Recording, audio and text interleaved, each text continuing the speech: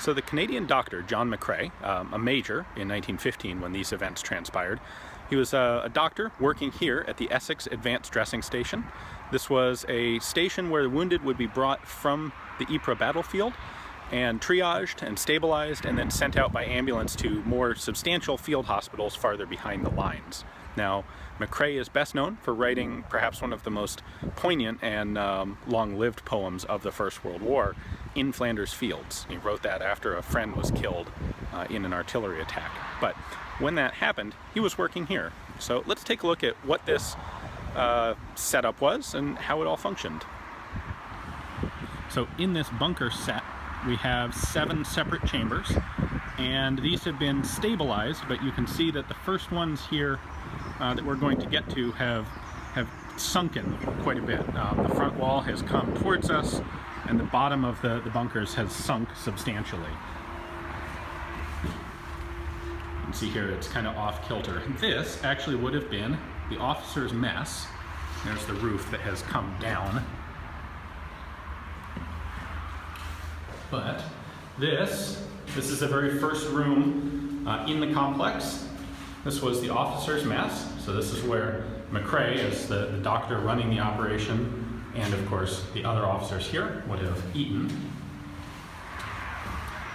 Moving down the line, we have this second station. This is for the walking wounded, and it's blocked off. I think they're storing something related to the site here. This is also a major cemetery. Now, this second chamber is for stretcher cases.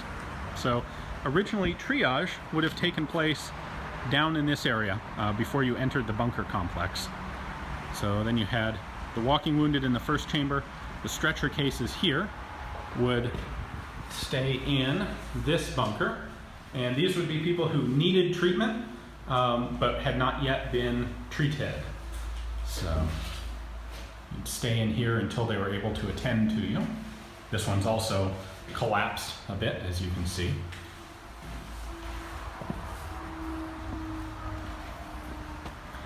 Now, this chamber is actually the latrine, or was, and you can see this is a narrow little space between 2 of the bunkers.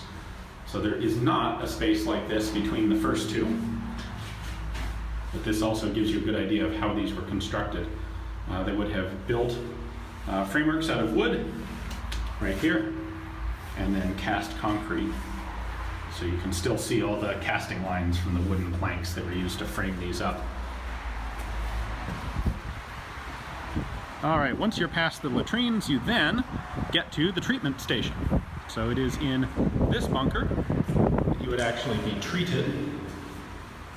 So walking wounded from the first and stretcher cases from the second would come in here to be treated and stabilized as quickly as possible. And once you were stabilized here,